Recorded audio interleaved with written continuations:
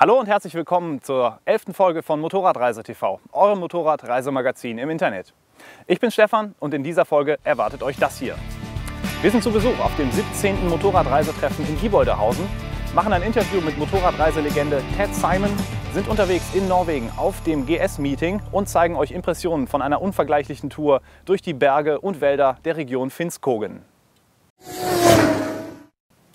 Wenn ich meinen Freunden sage, dass ich am Wochenende beim MRT bin, dann erschrecken sich immer noch einige und denken gleich an Magnetresonanztherapie. Aber MRT als Abkürzung steht auch für das Motorradreisetreffen in Gieboldehausen.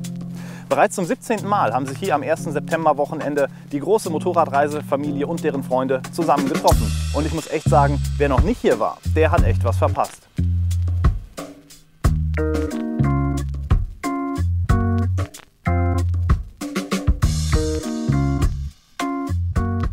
Am Freitag, da bilden sich regelrechte Schlangen auf der Einfahrt zum großen Zeltplatz. Und nach dem obligatorischen Check-in für jeden Teilnehmer, da geht's rauf auf die Zeltwiese, das Lager fürs kommende Wochenende errichten.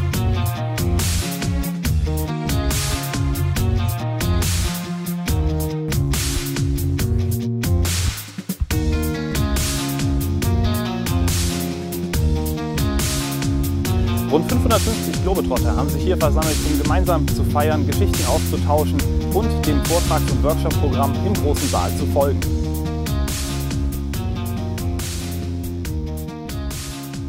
Organisiert wird das Treffen übrigens von Ralf und seinem Team, der hier auf der Bühne steht und den Startschuss zum 17. MRT in Gieboldehausen gibt.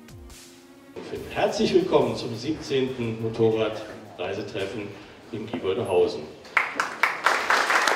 Sophie und Erik Leisner machen den Anfang und zeigen Bilder von ihrer Motorradtour durch die Toskana. Wir schauen mal rein. Mir liegt die Geschichte, die wir euch gleich zeigen, insofern am Herzen, jetzt nicht, weil es was Spektakuläres ist, im Gegenteil, eigentlich ist es für uns eigentlich eine eher ungewöhnlich unspektakuläre Reise. Diesmal geht es jetzt komplett anders zu, also wir können auch anders, war für uns auch eine völlig neue Erfahrung und bisher auch das einzige Mal, aber das MRT ist ja nicht nur für Weltenbummler da, sondern für die touristischen Reisenden auch. Haben wir ja heute noch drüber gesprochen. Ja, du noch was? Ja, boah, war das so heiß. Also wirklich untypisch, in so ein heißes Land für uns zu reisen. Wir hatten Glück, es hat viel geregnet. Ja, es ist ein Special für euch heute hier. Das gibt es nicht zu kaufen, das gibt es nur heute hier zu sehen. Und wenn ihr Lust habt und mehr über unsere Reisen wissen wollt, wir haben da vorne ein kleines Plätzchen, da können wir gerne auch noch mal nachher eine Runde schnappen. Auch Claudio und Sonja, die vielleicht einige von euch aus dem Pegaso-Podcast kennen, standen hier auf der Bühne und zeigten Impressionen von ihrer Portugalreise. Ich weiß nicht, ob das jemand von euch kennt oder es sogar Hörer des Pegaso-Podcastes hier gibt. Das ist eine Radiosendung im Internet über Abenteuer und Motorradreisen. Falls also ein oder zwei Hörer da sind, würde ich einmal bitten, den Arm zu... Ah, es gibt welche. Hey. Wir waren mit dem Mikrofon unterwegs und haben aufgenommen, was uns so auf der Reise passiert. Und jetzt wird dieser Vortrag im Prinzip eine Mischung aus beiden sein. Ihr könnt hören, was wir da so erzählt haben, was so passiert ist. Wir werden ein paar Originalgeräusche einspielen, natürlich auch etwas dazu erklären. Das heißt, Ralf sprach gerade schon von dem berühmten Suppenkoma, ihr könnt euch zurücklehnen, ihr könnt die Augen auch zumachen. Es geht auch alles ums Hören. Wenn ihr wollt, wir haben auch ein paar Fotos mit dabei, die zeigen wir natürlich auch. Persönlich sehr beeindruckend fand ich die Geschichte des US-Amerikaners Ramney Stroud, der mit 10 Years to Walk die Geschichte nach seinem schweren Unfall beim Supercross-Rennen erzählt. Dreimal den Rücken gebrochen, gelähmt und ans Bett gefesselt, hat er sich langsam wieder auf die Beine gerichtet und auch den Weg zurück aufs Motorrad gefunden. Mit seinen Gespannen, da bereist er mittlerweile wieder die ganze Welt und auch als Trainer für Motocross-Fahrer und Rennfahrer ist er seitdem schon wieder aktiv. Es gibt auch noch andere Beispiele, denen man folgen sollte. So werden auf dem MRT jedes Jahr mit dem MRT-Förderpreis 3 besondere Reisevorhaben ausgezeichnet. Wer dieses Jahr mit welchen Konzepten bei der Jury landen konnte, das sehen wir jetzt.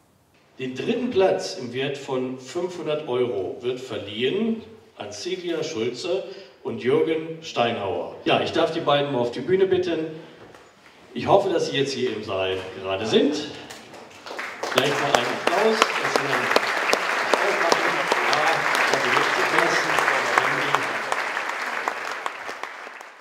Der zweite Preis geht an Lena und Arne Humpert, die quasi trotz eigentlicher Zukunftsplanungen dieses Wagnis auf sich nehmen, auch 1,5 Jahre on the way zu machen. Ich bitte euch zu mir auf die Bühne, dass wir ein Gesicht zur Idee haben.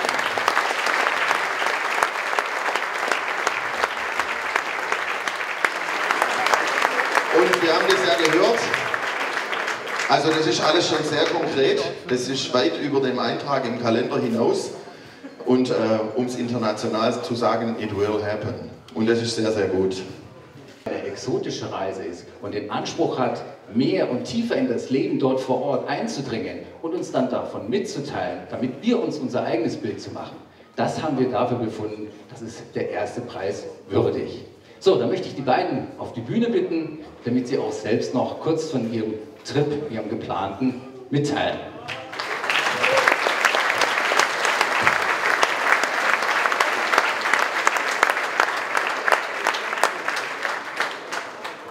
Ja, die Idee ist, wir machen eine Reise nach Sumatra in Indonesien. Ja, Java und Bali ist ja so ein bisschen bekannt, Sumatra ist eher so unbekannt. Und ich bin da mal kurz gewesen zu einer Dienstreise und bin seitdem völlig fasziniert von diesem Land, also von dieser Insel Sumatra. Und habe gesagt, da will ich auf jeden Fall mal eine Motorradreise hin und vor allem eine Motorradreise durch Sumatra. Der Plan ist, von dieser Reise natürlich wieder zu podcasten, also wieder Audio, wieder eine Radiosendung aufzunehmen oder sogar mehrere. Und am Ende soll daraus eine Form der Präsentation entstehen, wo wir diese Reise zum Nachhören haben, dass man vielleicht wie so ein Hörbuch sich einmal so diese Reise nachvollziehen kann, alleine durch das Hören. Der Samstag, der steckte noch voller Programm. Unter anderem haben Ted Simon und Ralf ihre aktuellen Bücher vorgestellt und Andreas Hülsmann hat mit seinem Vortrag Projekt Eurasien die Zuschauer im Saal ein letztes Mal gefesselt, bevor es dann rausging zur Party mit der legendären All-in-One-Band. 4 Stunden Live-Musik, eine Mega-Stimmung und wirklich ein würdiger Abschluss für das 17. Motorradreise Treffen hier in Gieboldehausen.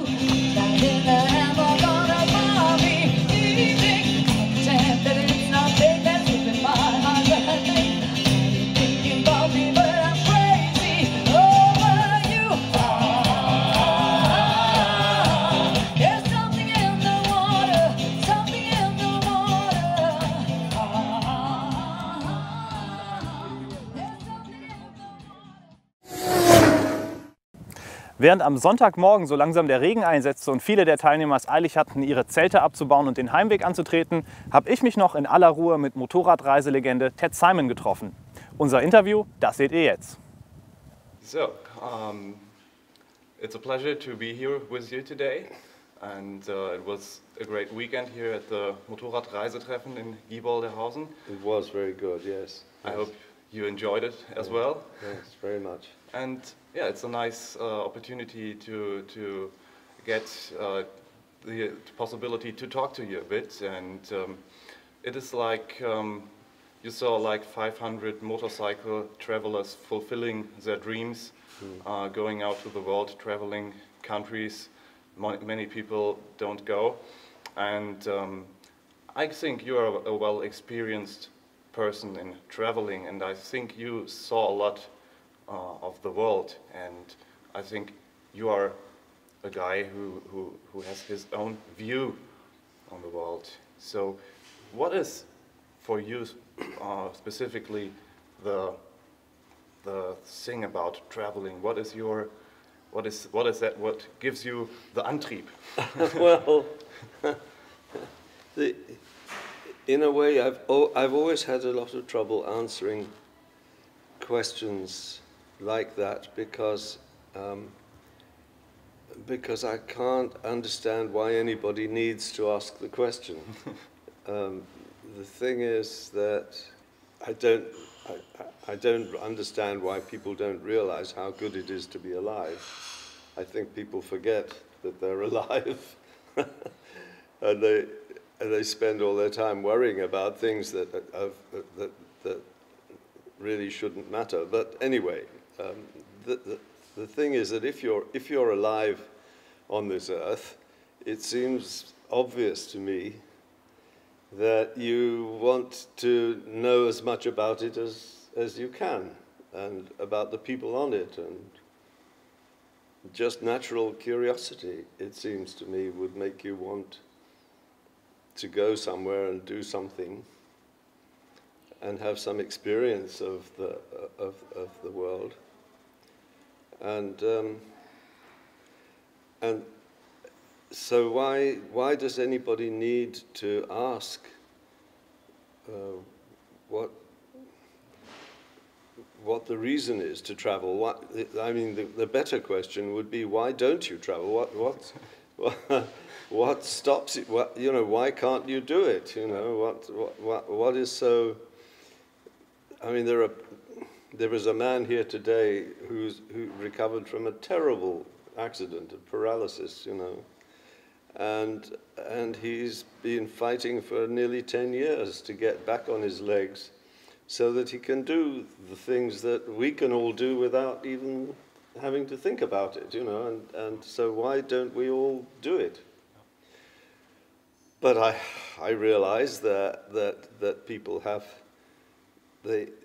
they get themselves tied up with commitments to houses, to marriages, to children, to cars and boats and all the things that they collect around them, and to me all of that is what stifles their interest in being alive on this earth. So that's basically my answer, is that it's the passion that I have is really more reserved for the writing that I do. I'm very lucky because I seem to have the ability to write about my experiences in a way that makes people want to read about it, and that's because I am passionate about what I write. I'm very, very, very anxious that what I say is easily understood and that it gives a really good picture of what it feels like to be in different places at different times. But it seems strange to me that traveling should be, or seeing the earth should be such a challenge. I mean, it's a natural thing for me to do. Oh. Yeah. So it is your passion to share your experiences by writing, and you actually brought your new book with you. Yes. And there we can see a whole lot of photography from your travels. And is it your passion that makes you a happy person, or what is happiness for you? Yes, happiness for me is to have the freedom to do what I feel like doing. And people have occasionally asked me why I think I'm still alive when other people my age are dead. And I think it's really because, apart from my genes, which must be very good, apart from that, it's that I don't let the world grind me down. I don't. At many times in my life, I've been in a position where I could have just got myself totally committed to something so that I couldn't ever had no freedom to move or for a while I did do that deliberately because I thought I should try it. but it's usually the way I live and the things I do are all things that I really enjoy. So that helps. That helps to make you free to think and imagine things.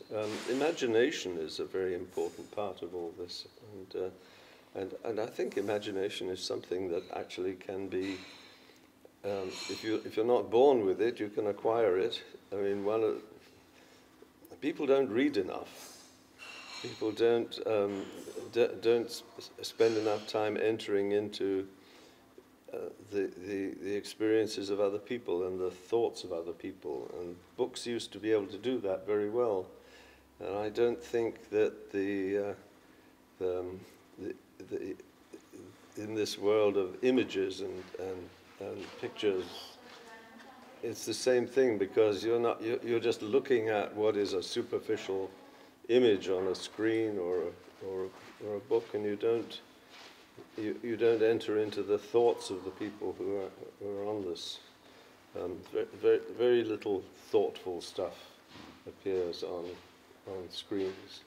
You have to. You need a writer to tell you, to lead you into the thoughts of people and to the meaning of things. So most of what I do when I'm traveling is thinking about what does it mean? What's the importance? What's the significance of what I'm seeing? And this man who talked to me yesterday in the cafe, what sort of a life does he lead, and what kind of a world does he live in? And then finding a way to make that sort of interesting to other people, and that's communication, and that's what we seem to be doing less and less of. Yeah. Is that one specifically reason for your Ted Simon Foundation? Yes, it is, absolutely. Yes, it's to try to get people to take their journeys more seriously, if you like. I don't mean make them more boring or make them grimmer or anything, but just to think a bit more about what is going on around them in the world, and then finding a way to express that information, to bring it home and share it with other people. That's what we would like to do. Yeah. Yesterday you were talking about sharing a different view of the world, the reality, to share the reality, what it is like to live in other countries, what the people are really about, not what the media is telling us. Yes. Is this right now in this time where we have a lot of struggle in the world? What do you think? How much is the importance to get the people out there by themselves, having a picture by their own? It's very important. It's important for them, but of course there will always be only a few of us doing it. But it's even more important that they should come back and tell people in the pub or the restaurant or the cafe or wherever they are what it was really like. Because even though there is no, for example, there is undoubtedly there is a terrible situation in Syria. There are people killing each other, and it's very difficult to think of Syria except as a bloodbath. You know, that's all. But I'm quite sure that if one of us went to Syria, even now, there's every possibility that they would find themselves in a place where there was almost nothing happening, where it was just ordinary life, and you would find out that you would hear opinions expressed about who was doing the fighting and why they were doing the fighting, and it might not be at all what you get from reading the newspapers. There was a man here yesterday who had just spent a lot of time in Iran, and he came back with a description of the people in Iran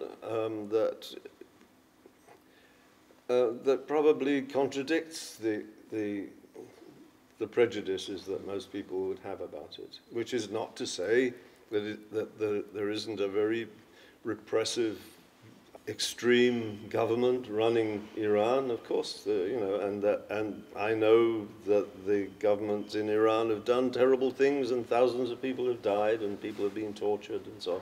But there's also this other side, and it gives you hope, because if the majority of the people in Iran are, as this man said,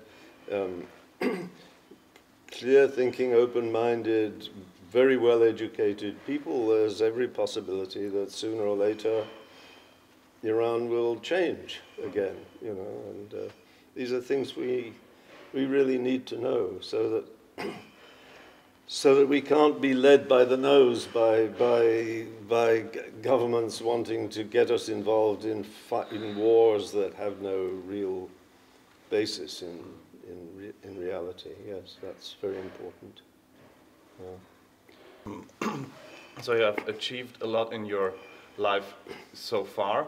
Are there any more dreams or goals you want to fulfill?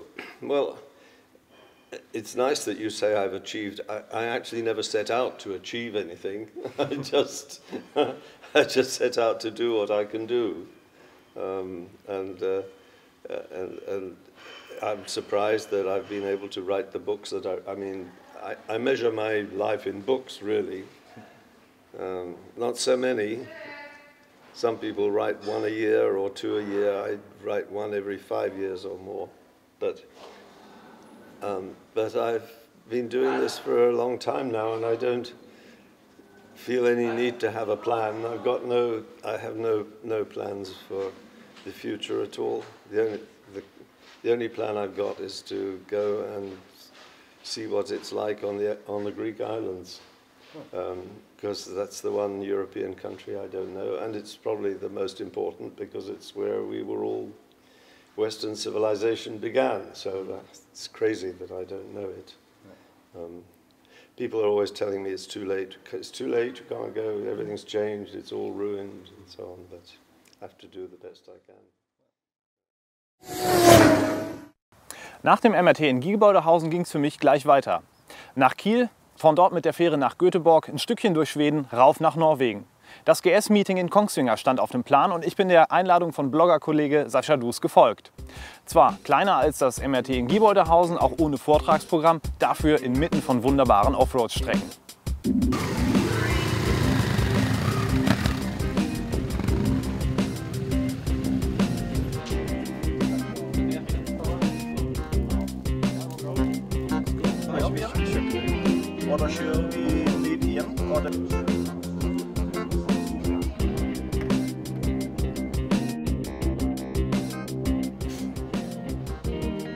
Circa 70 GS-Fahrer haben sich hier versammelt zum gemeinsamen Zelten mit Lagerfeuer und um mit den BMWs ordentlich durchs Gelände zu flügen. 4 verschiedene Touren standen zur Auswahl, von leicht bis schwer, da war für jeden was dabei.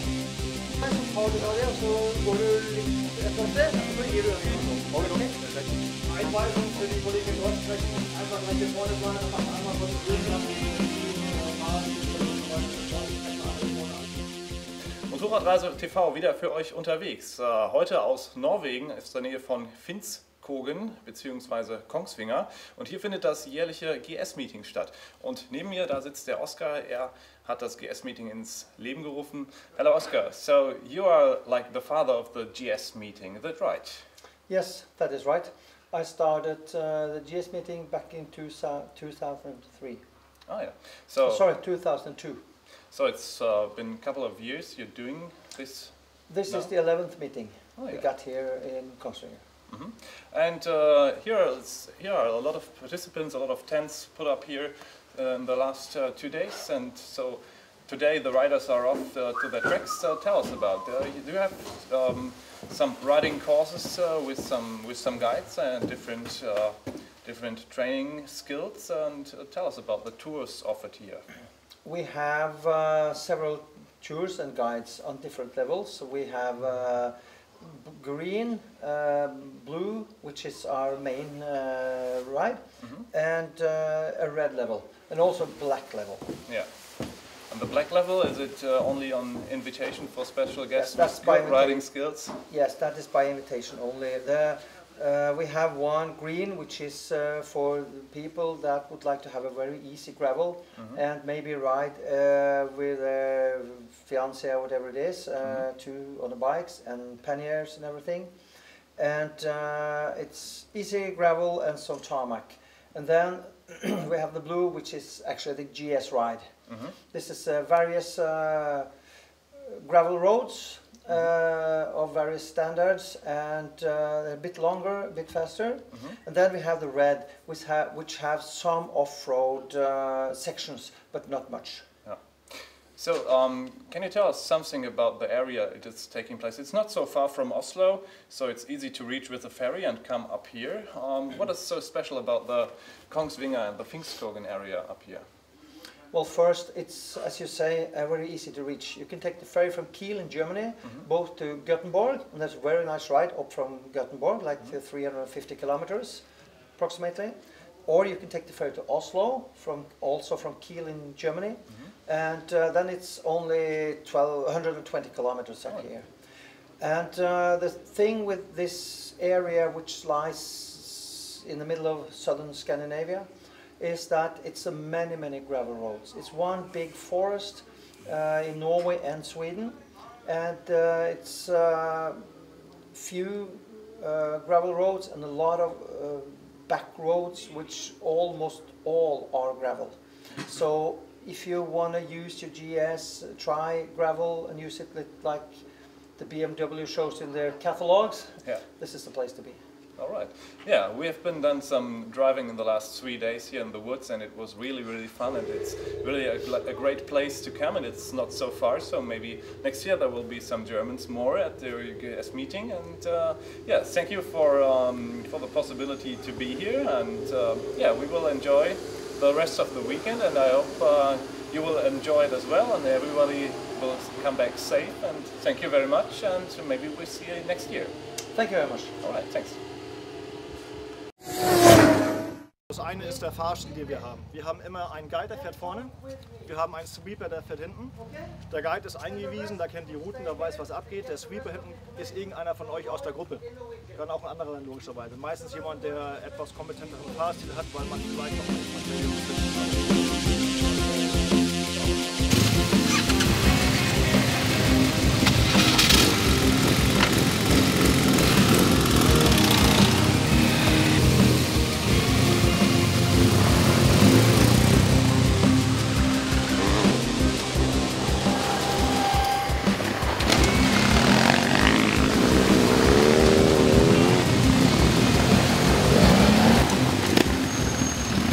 Nach dem morgendlichen Meeting und der obligatorischen Fahrerbesprechung geht's für die Teilnehmer gleich raus auf die Piste. Für uns geht's weiter in die Wildnis, denn unser eigenes Abenteuer, das wartet noch auf uns.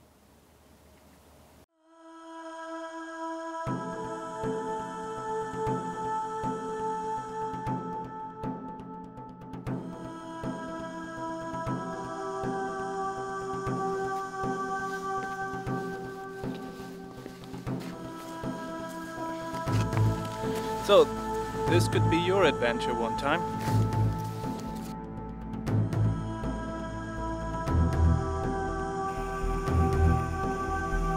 Man braucht hier oben wirklich nicht viel, um glücklich zu sein. Gemeinsam mit meinem norwegischen Freund Bilder geht es mit unseren beiden Ural-Gespannen in die Berge und Wälder nordöstlich von Oslo. Das GS-Meeting und Kongsvinger lassen wir hinter uns und genießen die endlosen Schotterpisten inmitten der atemberaubenden Naturkulisse. Die Ural zeigt hier auf den Pisten, wofür sie wirklich gebaut wurde, und meine Fahrerfahrung und die Sicherheit mit dem Gespann wächst mit jeder Kurve und jedem Kilometer. Es dauert also nicht lange, bis wir es richtig krachen lassen und mit Topspeed durch die Wälder rauschen. Und wenn es mal eng wird, dann hat man ja immer noch den Beiwagenantrieb. Ich gab es nichts, wo wir nicht drumherum gekommen sind, auch wenn wir hier und da mal selbst anlegen mussten, um die Streckenführung zu optimieren. Doch auch das stand auf unserem Programm. Die Ruhe, die Abgeschiedenheit und der Abschied vom Sommer, der hier ganz unübersehbar war. Das Wetter war wechselhaft, die Nächte waren kalt, immerhin gingen die Temperaturen hier oben schon fast gegen den Gefrierpunkt.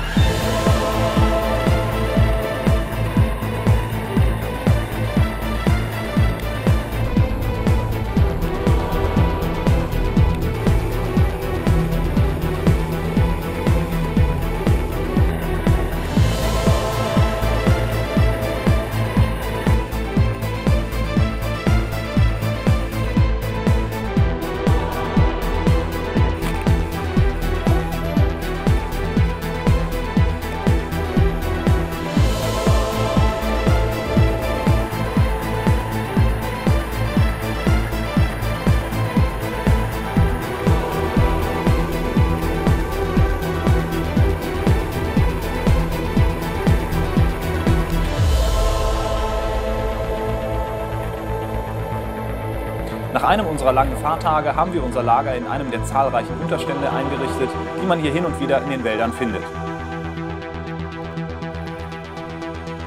Die Unterkunft hatten wir also schon mal, fehlte nur noch Feuer, das uns für die Nacht warm hält. Und wir mussten nicht lange suchen, bis wir unser Feuerholz für den Abend ausgemacht hatten.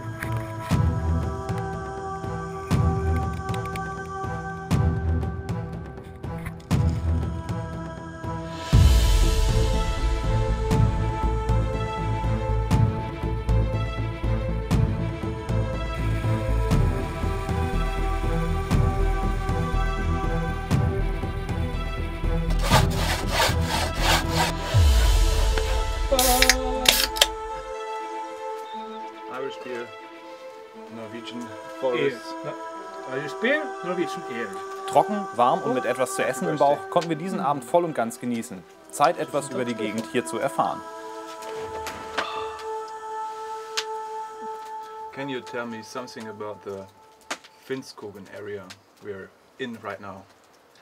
Yeah, the Finnskogen area is in fact started to be populated by Finnish people in the middle of the 16th century. Then it was no Norwegian people living here, so they started as settlements, and for about 200 years this was totally Finnish-speaking areas. And it's on the border. It's the same thing on the Swedish start, and on the Swedish side of the border it's totally also full of Finn people, so they had their own kind of religion, their own beliefs, and didn't care about the Norwegian or the Swedish laws. They had their own laws and acted like they was used to be. On the end of the 17th century they started to be more and more civilized, and the Norwegians also started to move up here, and they mixed with the Norwegian, and today you can see that the people who live at some of them are really looking like Finnish people, so there's still a little bit Finn culture. Some groups want to keep this Finn culture as memories of that age, and that's really nice. And if you have been in Finland and see this forest, this big forest and lakes in Finland, you really understand why they like to settle down here, because it's lakes, forest for miles and miles and miles and miles. And they will come here because of it. That time in Finland it was really bad times, so coming here because they got land and could build up the small farms, and they was really good at that. So the word Finnskogen, so it is, Skogen is forest, yeah, and it's a Finn forest. Exactly, the Finn forest.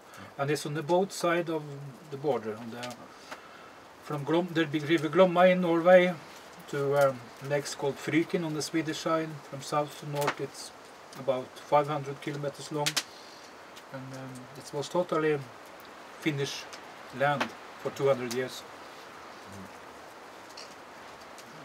And we had some very nice riding here in the woods on the Schottawege, and so there is really a lot to discover, a lot of nature, and now I can understand why some Germans who already visited you say you are spoiled by nature, because everywhere you go 5 minutes and you are really in the beautiful, most beautiful landscapes. Like we are right now sitting in, having a great view on the lake, just surrounded by the forest. So, yeah, what makes it for you so special to be out here? Yes, it's the freedom. It's no people. You can do what you want. You can stay out. Everything is for free. The fish in the water down there for free. The nature for free. And in Norway, you can put up your tent for 2 days wherever you want. It doesn't cost anything. It's for free. And I really don't like to be in overcrowded places, and this is, you have seen, Stefan, this is not overcrowded with people. And the people you are meeting here, they are nice. They really like to see people, because not so many in this area. So, alright, so we just put up our camp for tonight, started the fire, and so we will just enjoy the view, the beer, the cheese doodles. Yes, exactly. And then we will go out for hunting a bit more firewood, so that it will stay warm and comfortable all night long. Yeah, perfect. Yes. Skål, broder. Skål. Skål för fan. Skål för fan, ja.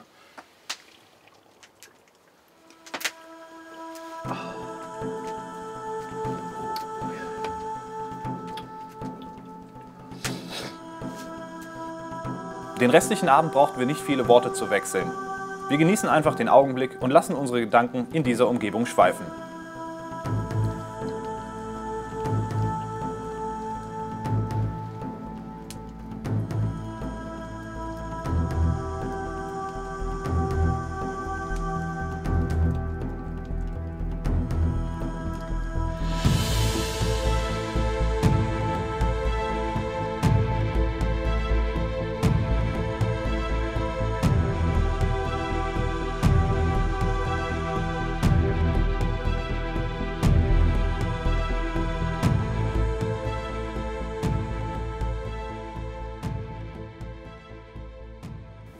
Norwegen, das war wirklich ein ganz besonderes Erlebnis und auch ohne die Fjorde, ohne die Trollsteigen oder das Nordkap kann man hier als Motorradfahrer richtig viel entdecken.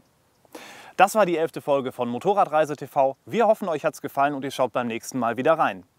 Schickt uns eure Kommentare zur Sendung hier auf YouTube, auf Facebook oder per E-Mail an redaktion@motorradreise.tv. Wir freuen uns auf jeden Fall auf euer Feedback.